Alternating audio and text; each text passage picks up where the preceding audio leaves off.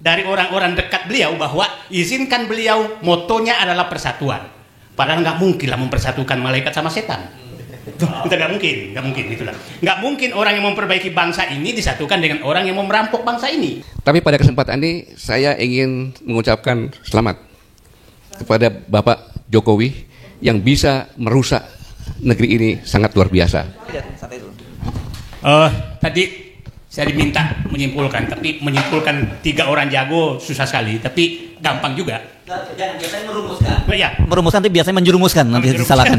Kan gitu ya. Jadi saya mulai saja bahwa sebenarnya bangsa ini berharap pada Prabowo menjadikan bangsa ini lebih baik.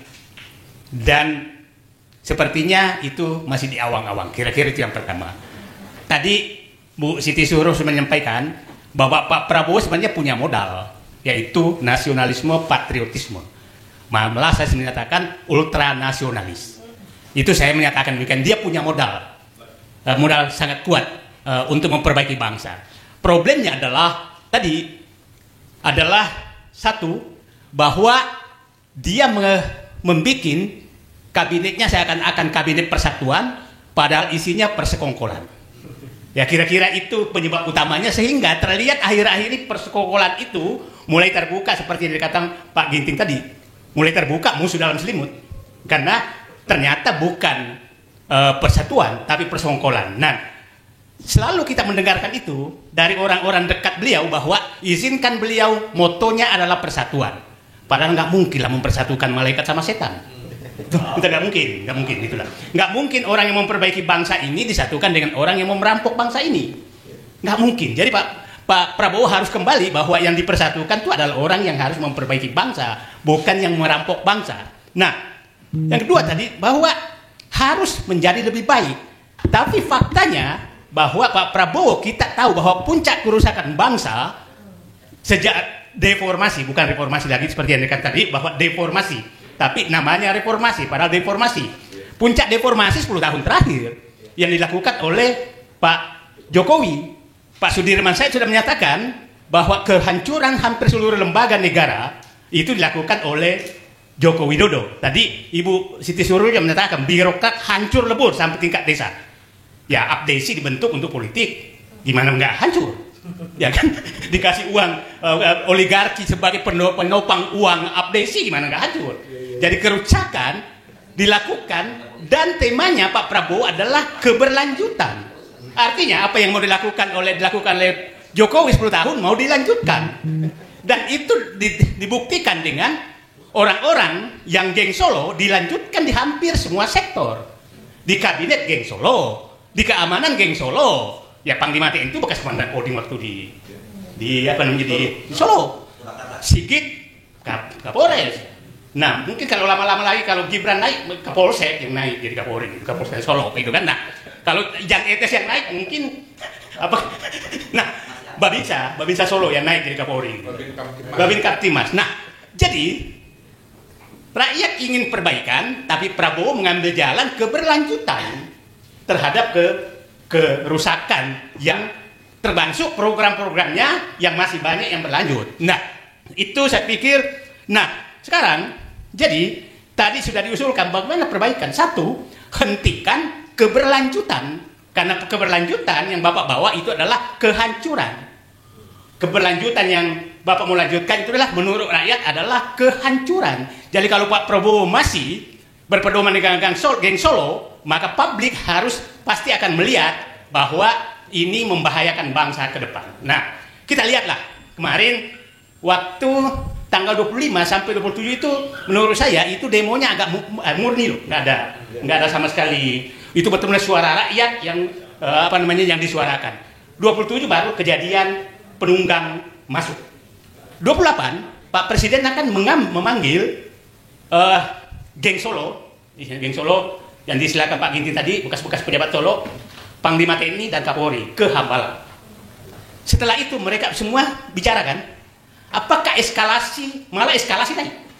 Terjadilah di Makassar, di Surabaya, masuk ke rumah-rumah menjara individu, Bandung, itu naik eskalasinya. Artinya Pak Prabowo harus sadar menggunakan geng Solo menyelesaikan masalah malah menaikkan eskalasi protes rakyat. Itu fakta.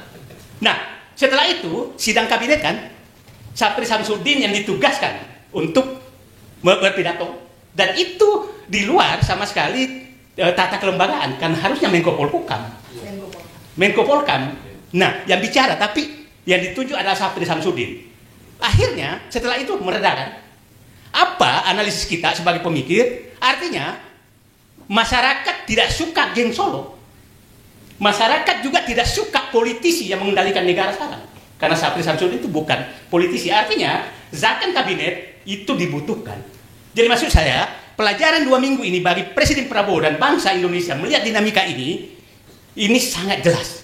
Bahwa satu, wahai Bapak Presiden, Bapak sebaiknya menghentikan kehancuran yang dilakukan oleh Jokowi dengan tidak lagi memakai geng Solo, dan carilah orang-orang profesional yang jauh dari kepentingan politik untuk menyelesaikan persoalan ke depan. Tentang agenda tadi tentang perbaikan politik, apabila Bapak Presiden sudah kuat, maka lakukan agenda mendasar untuk memperbaiki sistem politik. Terima kasih. Itu saya pikir. Assalamualaikum warahmatullahi wabarakatuh. Bismillahirrahmanirrahim. Assalamualaikum warahmatullahi wabarakatuh.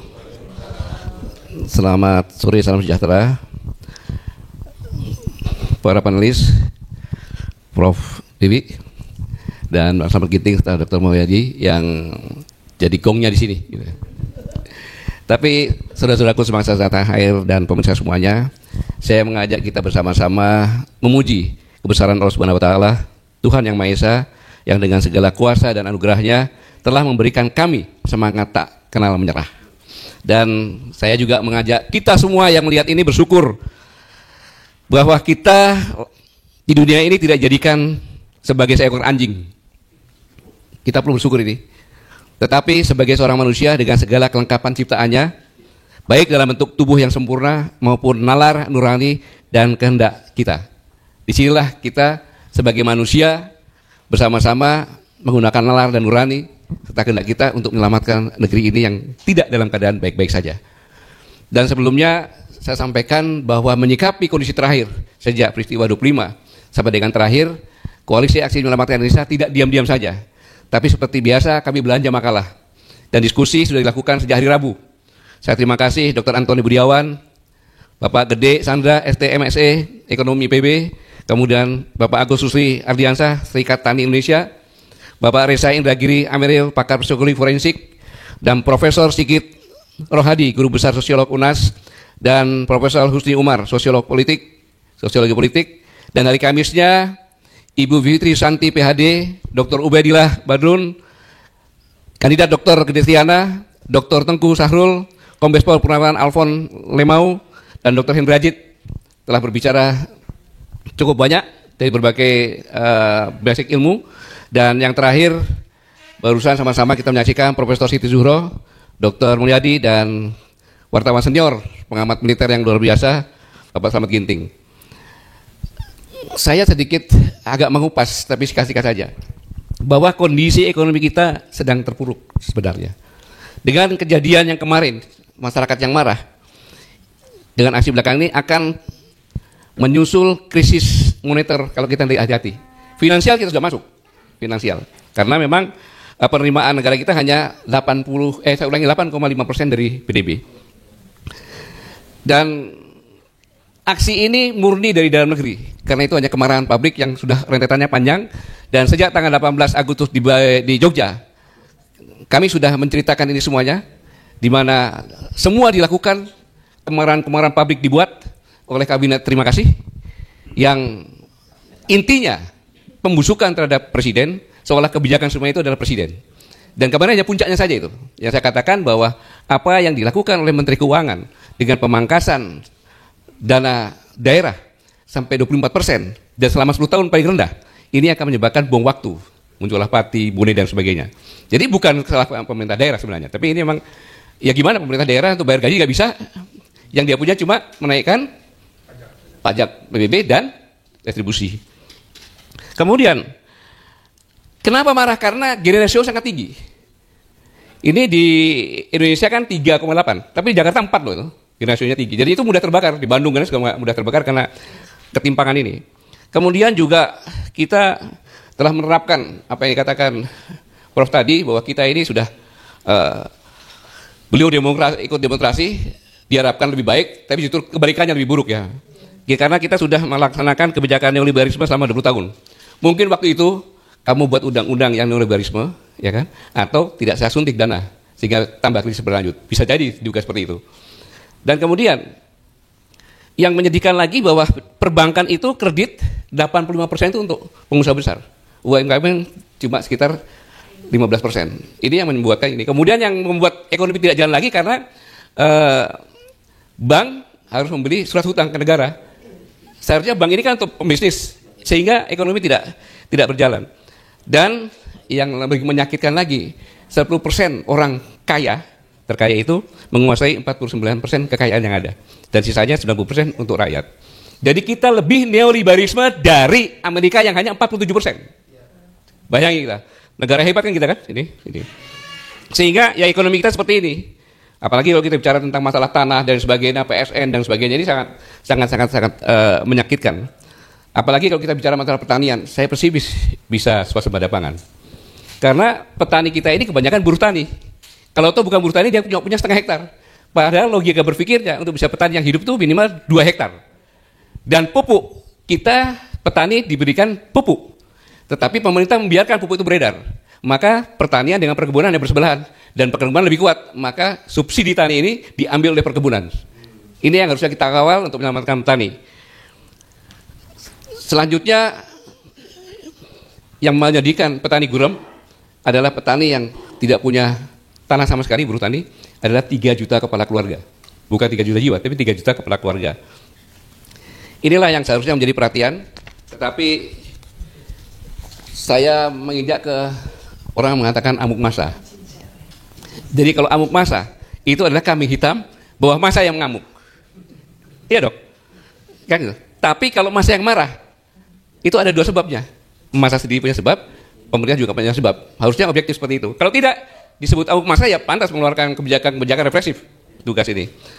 Nah, sebenarnya ini semuanya adalah kontradiksi antara kehidupan masyarakat yang sulit, kemudian dipamerkan dengan elit politik yang hidup bermewah-mewah. Tapi pada kesempatan ini saya ingin mengucapkan selamat kepada Bapak Jokowi yang bisa merusak negeri ini sangat luar biasa.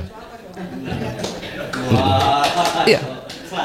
Dari kota sampai desa, ya kan? Provinsi juga mengatakan ini luar biasa. Kita ngurus KTP saja sekarang ini. Ada sebagian, waktu itu mantan anak buah saya, ya kan? Wanita sampai jam 11 malam. Kamu bawa duit berapa? Duit 500, kok bayar 500? Iya selesai Pak katanya. Jadi korupsi ini di KKN ini sudah berjalan. KKN-nya sangat luar biasa. Maka saya tadi mendengarkan Prof Siti bicara itu sedih. Beliau ikut demonstrasi, ya 98 dengan niat lebih baik lagi kan gitu semuanya. Ternyata yang didapat peneliti lagi kan terbalik. Jadi saya mau sampaikan, saya tanya kepada ketiga penulis ini, kira-kira untuk memperbaiki kerusakan geografi, demografi, kondisi sosial dan politik yang dibuat oleh Presiden Jokowi, 100 tahun bisa kembali sempurna nggak? Prof, kira-kira gimana? Iya. Gini aja ya. Iya. Iya. Ini kan kita eranya sudah berubah ya. Jadi kalau kita gunakan iptekin, kita maksimalkan dengan semangat tinggi, kerjaan 1 tahun itu bisa diskus menjadi 4 bulan. Saya sudah membuktikan itu dan bisa. Lah, kalau tadi itu kolektif semangatnya, tapi kalau kita katanya tadi itu ada musuh dalam selimut, dan kita tidak bisa menyelesaikan musuh dalam selimut, sampai kapanpun kita akan menggantang asap seperti ini. Terima kasih. Jadi intinya tidak bisa kembali lagi ya. Silakan. Ya, kita sama-sama merdeka dengan Korea Selatan. Korea Selatan bisa apa? Bisa mengadili pemimpin-pemimpinnya yang salah. Karena itu salah satu yang harus dituntut adili mantan Presiden Jokowi. Karena itu sumber masalah yang harus diadili. Korea Selatan itu diadili sejumlah ada sekitar 4 atau 5 mantan presidennya dan berani kembalikan harta kekayaan, kembalikan kebijakan-kebijakanmu yang salah. Dikembalikan kemana? Kau harus bertanggung jawab atas penjara. Kalau kita menggunakan kata mikul dhuwur mendem jero, semuanya akan berbalik di situ. Saya kira kita harus melihat budaya-budaya yang keliru di dalam mengadili pemimpin itu harusnya transparan. Jadi salah satu kuncinya adalah adili Jokowi. Yang kedua, menurut saya kita sedang menghadapi yang namanya ular berkepala dua itu. Kita tidak bisa lagi memegang buntutnya karena buntutnya juga jadi kepala. Dan itu biasanya, ya kalau di dalam satwa nyata, biasanya ular berkepala dua itu memang hidupnya digorong-gorong. Yang dia makan adalah cebong, kodok, tikus, cacing. Makanya jangan salah kalau kemarin kelompok cebong akhirnya termakan juga kan oleh ular berkepala dua ini. Nah, ular berkepala dua dalam peribahasa memang adalah orang-orang yang munafik, orang-orang yang penuh penuh kepura-puraan. Karena itu ular berkepala dua ini memang harus dipenggal, ya diadili. Oke, siap. Silakan kembali Pak Gatot, masih ada kesempatan lagi atau langsung bawa? Biar Pak Mulyadi sekalian. Kalau saya ya, memang membutuhkan waktu gitu ya. Tapi untuk sekarang ya, apa sih susahnya mengatakan bahwa adili Jokowi? Mengadili Jokowi itu separuh masalah kita selesai. Kira-kira gitu ya. Tapi tidak selesai, tidak semua selesai. Karena kerusakan ditimbulkan 10 tahun, itu sama dengan membutuhkan waktu 500 tahun untuk perbaiki demokrasi gitu kan. Ini merusak demokrasi, Pak. Saya kira itu. Terima kasih. Memang saya menyampaikan bahwa yang dibebankan kepada Presiden Prabowo sangat berat. Dirusak sedemikian rupanya, sedangkan ini baru 1 tahun kan, gitu. Tapi sudah demo dan sebagainya ini adalah bukan permasalahan salah perorangan, tapi situasi yang seperti ini. Nah, adili Jokowi itu adalah kita berpikiran positif, agar publik tahu kalau tidak salah ya bersihkan namanya, kalau salah ya sesuai dengan hukumnya. Jadi adili Jokowi itu bukan berarti kita negatif kepada Jokowi, bukan. Justru kita memberikan kepastian hukum, ya kan? Sehingga anak cucunya itu melihat, oh ternyata bapak saya, kakek saya itu dianukan, di sosok pada benar gitu. Mbak Wi sudah lihat jam 5 saya lepaskan di sini, Mbak. Dan kemarin ini yang luar biasa, saya sebutkan ada 3 kelompok kemarin, yaitu aktivis dengan mahasiswa, ya. Kemudian kelompok yang benar-benar marah karena akumulasi yang dihadapi. Yang ketiga adalah kelompok yang menjadi penunggang gelap. Iya, yang buat kerusuhan, pembakaran, penjarahan. Membakar halte bus itu tidak mudah loh. Iya, harus ada persiapan, bawa tangga naik ke atas, bakar dan sebagainya kan itu. Ini bukan kelakuan mahasiswa, bukan kelakuan yang marah, tidak seperti itu. Gitu. Nah ini yang perlu benar-benar, tetapi sangat disayangkan aparat tidak bisa membedakan antara demonstran murni dengan melakukan pembakaran. Bahkan kebanyakan korbannya yang demonstrasi yang murni. Gitu. Nah, dan memang dari kesimpulan pembicara yang terdahulu, intinya adalah meminta kepada Presiden segera mereshuffle kabinet terima kasih. Sengaja saya tidak bilang Solo karena saya orang di Solo. Jadi kabinet terima kasih gitu. Ya. Yang kedua, reformasi kepolisian, ya, dan mengganti Kapolri.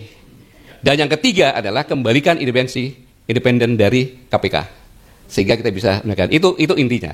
Ya, tapi yang sekarang ini saya senang sekali bahwa semua pembicara ini meyakinkan saya yang akan saya bicarakan ini.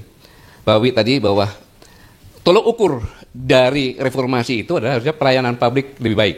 Tapi ternyata terbalik kan, tidak lebih baik. Jadi dapat dikatakan reformasi ini, walaupun reformasi berhasil, tetapi reformasi tanpa disiapkan dengan benar, hasilnya seperti sekarang ini.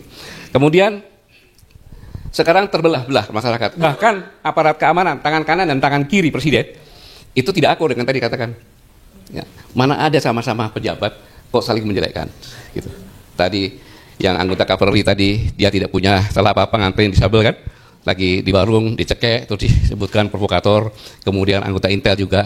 Kalau aparat tahu, pasti dia nggak seperti itu. Dia tidak mendiskreditkan. Padahal tangan kanan Presiden itu pada saat tertib sipil, itu polisi tangan kanannya. Pada saat darurat militer itu tentara.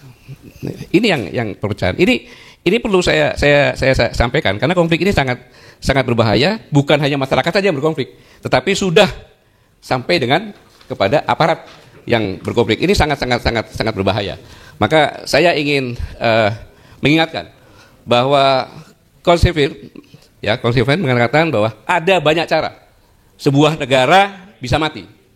Ia bisa mati karena sikapnya yang abai, karena ketidakpeduliannya dan ketidakmampuannya untuk mengenali dan menyelesaikan masalahnya sendiri. Tetapi yang paling gawat adalah ia bisa mati karena pertentangan internalnya yang merobek-robek eksistensinya sendiri. Kita lihat kalau menyampaikan ini adalah dua-duanya ada di kita. Kita lupa mencari akar permasalahan yang sebenarnya. Untung tadi disindir sedikit oleh Mbak Wi tadi, yang saya tangkap sambil saya mendengarkan tadi. Saya mendengar dia sudah sana, Mbak Wi. Saya tangkap itu bahwa reformasi itu dapat dikatakan gagal karena pelayanan publik. Nah, inilah yang kita tidak peduli dan tidak mampu mengenali penyelesaian masalah-masalahnya sendiri. Yang kedua, perpecahan kita sendiri. Ini jangan main-main. Ini teori yang sudah diteliti. Kemudian saya ingat lagi, perubahan adalah sebuah kekuatan yang dahsyat. Reformasi dahsyat memang itu.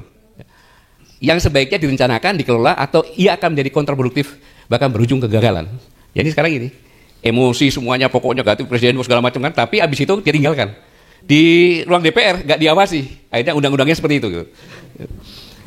Tapi ada juga Jean-Jacques Rousseau mengatakan bahwa kita ini punya modal yang disampaikan oleh beliau. Tidak ada patriotisme tanpa kemerdekaan. Tidak ada kemerdekaan tanpa kebajikan. Tidak ada kebajikan tanpa warga bangsa. Maka buatlah warga bangsa yang baik dan kau akan memiliki semua yang kau perlukan bagi sebuah negara. Tanpa warga bangsa yang baik, yang kau punya hanyalah budak-budak dari mulai penyelenggara negara sampai dengan rakyat biasa. Pas kan dengan kondisi kita sekarang ini? Penyelenggara negara budak penguasa, budak pengusaha. Ya. Nanti kenapa itu saya jelaskan. Apalagi rakyatnya, budak dari semuanya. Gitu. Jadi tanpa ekonomi dan tingkat kesejahteraan yang baik, republik itu tidak akan ada. Dan dalam hal ini sebaiknya otoritas publik bertindak sebagai orang tua terhadap anak-anaknya. Ya harusnya kan pemerintah itu sebagai orang tua kepada anak-anaknya. Kalau tidak mengatakan rakyatnya tuan, anggaplah sebagai anak-anaknya sendiri yang dia asuh. Dan Otto von Bismarck menyampaikan bahwa ini yang parah. Penyakit mental di kalangan bawah masyarakat relatif mudah untuk dikenali dan demikian juga penyembuhannya. Kita udah tenang sebentar aja, rakyat biasa. Tapi penyimpangan mental elitnya lebih sulit dideteksi dan rehabilitasinya pun bisa berkepanjangan. Sudah menjabat, masuk KPK, masuk, keluar lagi, jabat lagi, masuk KPK lagi. Itulah penyakit kita ini. Dan ini teori yang menyampaikan ini, dan sudah diuji. Maka saya mengingatkan, Sayyidina Ali bin Abi Thalib menyampaikan, tiada kemelaratan yang lebih parah dari sikap abai dan masa bodoh. Jadi kita mengajak kita semuanya, janganlah kita bersikap abai dan masa bodoh. Mengapa demikian? Tersinggung boleh, tidak tersinggung boleh. Bahwa sebenarnya demokrasi kita adalah demokrasi sembako. Iya, demokrasi kita adalah demokrasi pakai sembako. Yang mengatakan one person, one vote. Demokrasi dijual harga murah. Satu suara cukup sebungkus sembako. Kalau tambahan 50.000 boleh 100.000.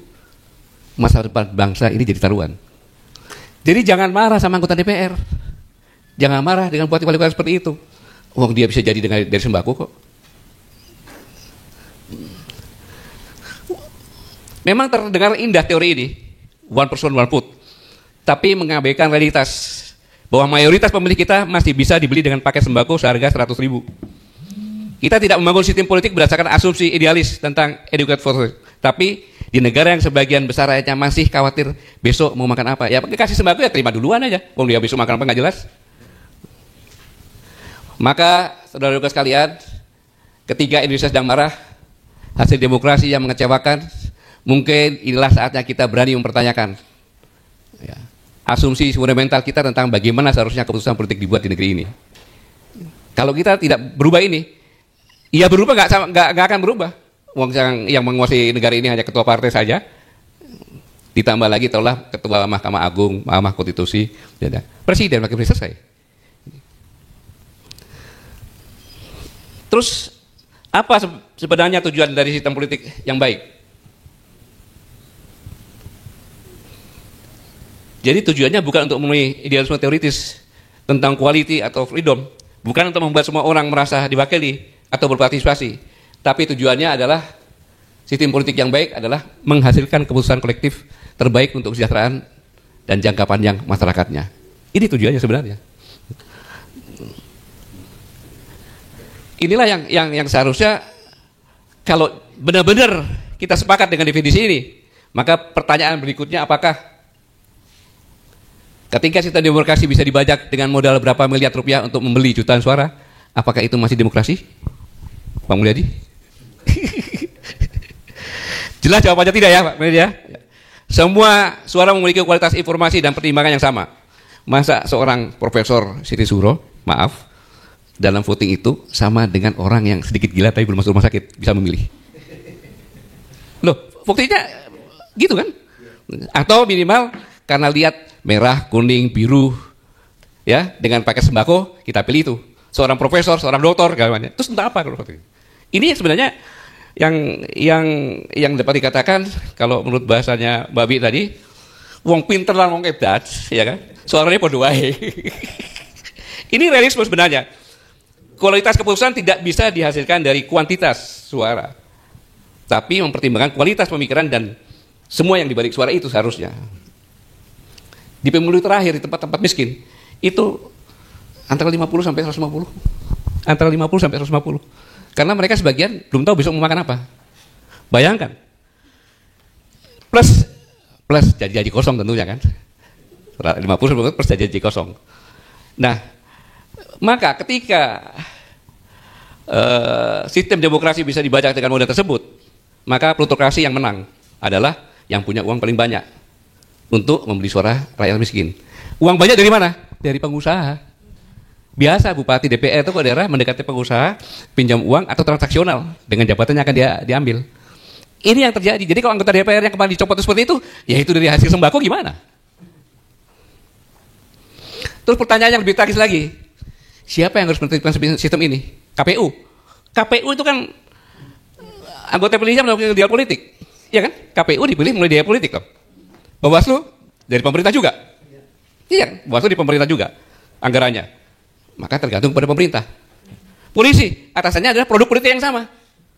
Loh, dipilih oleh pemerintah kok. Jadi ini dengan kejadian sekarang ini sama persis. Serigala suruh mengamankan domba. Ya diterkam dombanya. Ini kan gitu sama. Kalau kita lihat, begitu polisi udah pakai Robocop kan, gebukin semuanya. Bahkan temannya sendiri pun yang kelihatan itu digebukin sampai dia tendang lagi kan. Ada yang begitu. Jadi bukan salah polisi. Bukan salah semuanya, sistem kita yang seperti ini. Ya serigala suruh jaga domba ya meleng dimakan lah gitu kan. Maka kata kuncinya adalah kita harus dipimpin oleh hikmah kebijaksanaan dan permusyawaratan. Demokrasi yang efektif membutuhkan lebih dari sekedar perhitungan suara. Ia membutuhkan wisdom, kebijakan, kebijaksanaan, dan proses deliberasi yang matang. Gitu. Jadi saya ini menyimpulkan dari pembicaraan semuanya ini biar puas gitu kan. Padahal di belakang udah ngomong gitu ya. Jadi sistem permusyawaratan dalam tradisi politik Nusantara mengakui bahwa tidak semua pendapat memiliki bobot yang sama. Ada konsep sepuh, tertua, orang terpandang. Ya. Mereka didengarkan karena popularitas, melainkan bukan karena popularitas, tapi karena kearifan dan rekam jejaknya dan kontribusi kepada masyarakat. Bukan itu. Jadi rekam jejak itu yang paling penting. Dia pernah berbuat kepada masyarakat, dia nggak tertua, menyelesaikan permasalahan masyarakat. Tetapi saya ingatkan ini bukan sistem feodal atau anti demokratik. Ini adalah pengakuan realistis bahwa kualitas keputusan kolektif bergantung pada kualitas input dari mereka yang terlibat dalam proses pengambilan keputusan. Nah kalau keputusannya sembako ya keluarnya sembako. Jadi jangan nyamakan pisang itu Mossad. Ya, jangan menyamakan pisang dengan batangnya itu. Dia motong dengan tangan kiri aja cepat, apalagi tangan kanan. Ya. Maka dia falsafah itu yang saya baca. Oh ternyata dia ngambil pisangnya, batangnya dipotong. Makanya jangan samakan pisang dengan batangnya. Gitu. Satu suara dari orang yang memahami persoalan tidak bisa disamakan dengan satu suara dari orang yang tidak paham apa-apa. Apalagi hanya tergoda dengan sembako. Jadi tidak semua orang memiliki kapasitas yang sama untuk membuat keputusan politik yang kompleks.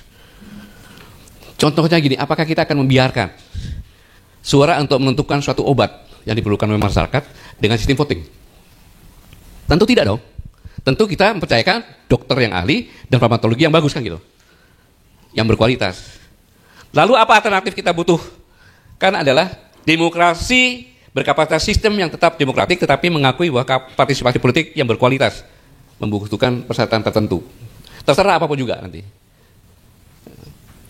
Kenapa? Politik adalah profesi yang dampaknya jauh lebih besar dibandingkan dokter tadi, farmasi, apapun juga. Karena keputusan seorang menteri dapat mempengaruhi kehidupan begitu banyak jutaan orang. Mengapa kita tidak memiliki jaminan kualitas yang sebanding dengan mereka yang akan membuat keputusan politik itu? Kita nggak punya sekarang ini. Anda lihat tuh, kabinet terima kasih. Iya kan? Bisa lihat sendiri tuh. tanpa Bapak Ibu gas melon, ya. Tanpa Bapak Ibu pulau dipindahin, tanpa Bapak Ibu PTK. Ini tidak masuk akal sebenarnya. Tidak pernah terjadi zaman-zaman yang dulu seperti itu. Jadi yang kita usulkan ini adalah bukan mengeliminasi partisipasi rakyat, bukan, melainkan meningkatkan kualitas partisipasi. Ya. Dapat memilih namun dengan informasi dan pilihan yang lebih baik. Setiap orang kita bisa mencalonkan, namun dengan standar minimal yang melindungi kepentingan publik. Jadi saudara-saudara sekalian, Indonesia sedang marah. Rakyat sudah muak dengan hasil demokrasi yang mengecewakan. Ini adalah momentum yang tepat untuk pembicaraan jujur tentang kelemahan mendasar dalam sistem politik kita. Yang kita perlukan bukan revolusi, bukan teroris, apalagi makar atau kudeta, melainkan evolusi sistematik menuju demokrasi yang lebih matang. Bukan teroris, Bang, bukan makar, tapi evolusi sistematik menuju demokrasi yang lebih matang. Mbak Wiwi tadi mengatakan Indonesia sudah 80 tahun merdeka harusnya matang, kan betul. Jadi saatnya kita berevolusi dari demokrasi pakai sembako ke demokrasi yang benar-benar mampu menghasilkan pemerintahan yang berkualitas, yang bisa melayani lebih baik. Kita harus berani mengakui bahwa sistem yang dirancang untuk masyarakat agraris pada abad 18 nggak bisa dibandingkan dengan abad 21, yaitu masyarakat urban digital. Nggak bisa, tentu beda. Itu dah penunjuk evolusi. Dan tawaran ini saya pikir masuk akal bagi saya, tapi bagi orang lain belum tentu kan gitu. Yang kita perlukan bukanlah demokrasi yang terdengar baik di telinga, melainkan demokrasi yang benar-benar berhasil, yang menghasilkan pemimpin berkualitas dan kebijakan yang cerdas. Mengapa demikian? Karena rakyat Indonesia layak mendapat pemerintahan yang lebih baik dari sekedar sirkus politik 5 tahunan. Dan layak mendapatkan sistem yang benar-benar melayani kepentingan jangka panjang bangsa, bukan kepentingan jangka pendek pengusaha politik. Badut politik, bandar politik, dan bandit politik. Gitu. Bandit politik. Kita harus seperti ini. Maka pelayanan publik yang disampaikan sebagai tolak ukur Profesor tadi adalah pelayanan publik yang baik kepada masyarakat. Demokrasi sejati tapi kualitas keputusan untuk bangsa yang kuat. Pertanyaannya adalah, beranikah kita mulai percakapan yang sulit tapi penting ini? Ataukah kita akan terus terjebak dalam ideologi zona nyaman sambil nonton Indonesia terpuruk karena gubernurnya yang buruk, hasil penelitian Bu Siti Zuhroh tadi. Dari ujung desa sampai ke atas buruk. Jawabannya menentukan nasib 280 juta jiwa Indonesia untuk dekade-dekade mendatang. Khususnya generasi Gen Z ini yang sekarang terkenal dengan sandwich generation. Kita harus akui bahwa kemenangan Pak Prabowo dengan Gibran, peran Gen Z ini sangat besar. 27%. Ya 27 ya, 27. Ya? Ya. Jadi wajar kalau Gen Z itu dia minta. Yang diminta sederhana kok. Kuliah dengan bayaran mudah, habis kuliah dapat kerja. Itu saja yang diharapkan. Gen Z. Jadi jawaban ini menentukan 280 juta jiwa Indonesia dan generasi-generasi yang mendatang yang seharusnya menerima warisan yang terbaik. Saudara-saudara sekalian, dalam setiap zaman perubahan besar selalu ada momen kebenaran di mana suatu bangsa harus memilih berevolusi atau stagnan. Kita di persimpangan ini. Ya. Persimpangan jalan itu, pilihan yang kita buat akan menentukan apakah kita menjadi bangsa yang besar dan disegani di dunia, bukan cuma ngomong doang, atau tetap menjadi potensi yang tidak pernah terwujud. Yang katanya kita besar nggak pernah terwujud doang, karena ngomong doang.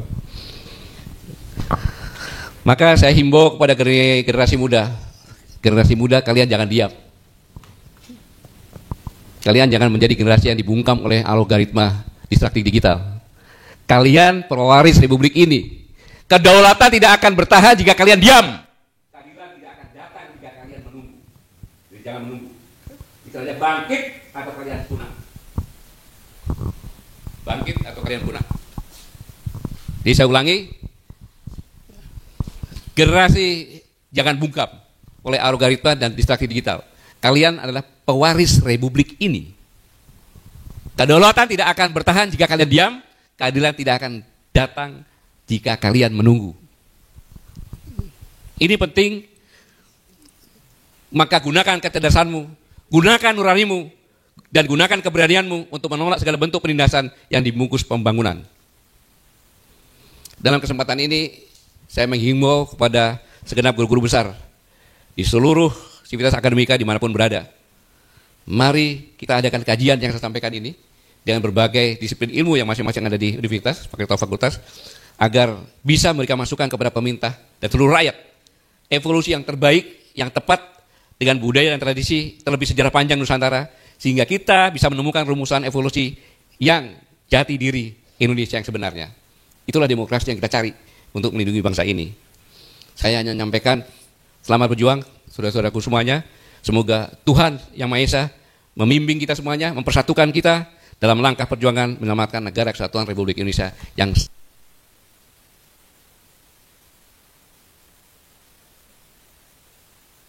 Assalamualaikum warahmatullahi wabarakatuh. Waalaikumsalam warahmatullahi wabarakatuh. Merdeka. Ya, oke. Ini luar biasa ya. Bangkit atau punah kata Pak Gatot, dan ini berkali-kali disampaikan dalam berbagai kesempatan. Saya kira kalau memang nggak bangkit-bangkit juga ya pilihannya cuma punah. Itu aja Pak Gatot ya. Terima kasih.